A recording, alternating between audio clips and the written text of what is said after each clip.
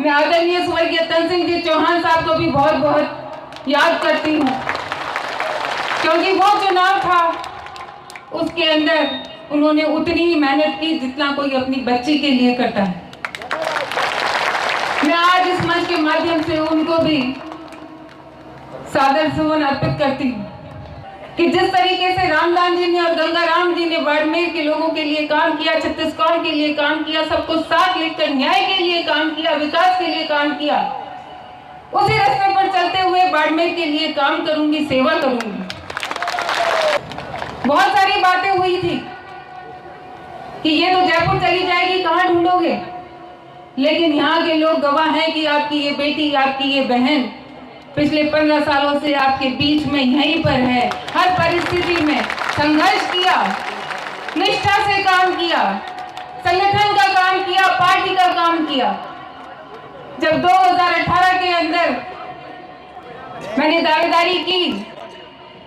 लेकिन वहां पर पार्टी का जब दूसरा निर्णय हुआ तो हमने उसको भी स्वीकार किया और फिर पार्टी के लिए काम किया, संगठन के लिए काम किया, क्योंकि विचारधारा महत्वपूर्ण थी। एमपी के चुनाव आए तब भी हमने काम किया और यहाँ तक लोग कहने लगे थे कि चुनाव कैलाश जी लड़ रहे हैं या प्रियंका चौधरी लड़ रही है। संगठन के लिए काम करने में कभी कमी नहीं छोड़ी। हालांकि मेरे पास इतना बड़ा कोई पावर नहीं था, कोई सत्ता नहीं थी, लेकिन जब भी मौका मिला मैंने जो मेरे दरवाजे पर आया, मेरा दरवाजा नहीं, वो आदरणीय रामदान जी का दरवाजा है, उनकी चौखट है, उनकी चौखट पे जो भी आया वो कभी निराश उसको होकर जाने नहीं दिया। मैंने अपनी पूरी प्रयास किया, भरसक कोशिश की कि यहाँ इस चौखट पे जो भी आया है बहुत आशा और विश्वास लेकर आया है,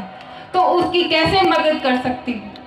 उसकी कैसे उसकी सहायता कर सकती हूँ, कैसे उसका दुख कम कर सकती हूँ, और इसके लिए मैंने हमेशा प्रयास किए। आज यहाँ बहुत सारे लोग ऐसे बैठे हैं जिनकी गोदी में मैं बड़ी हुई। ऐसा नहीं है कि सिर्फ गंगाराम जी या मेरे पिताजी गणपत जी की ही या मेरी माता जी सुखना जी की गोदी में ही बड़ी हुई। यहाँ बहुत सारे इस मंच पे आपको छत्तीसगढ़ के लोग मिलेंगे जिन्होंने मुझे अपनी गोदी में बैठाकर बड़ा किया। आज ये इस मंच पर है तो इसीलिए है कि उन्होंने अपनी आंखों से इस बच्ची को देखा है, अपनी इस बेटी को देखा है, अपनी इस बेटी का संघर्ष देखा है, अपनी इस बेटी का हौसला भी देखा। तो मैं आज इस मंच के माध्यम से छत्तीसगढ़ पे यहाँ पधारे हुए सभी बुजुर्गों को बहुत बहुत धन्यवाद देती हूँ कि आप अपनी इस बेटी का मान सम्मान रखने के लिए, बेटी का साथ देने के लिए यहाँ पर जो हाजिर हुए हैं, मैं आप सबको बहुत बहुत धन्यवाद देती हूँ।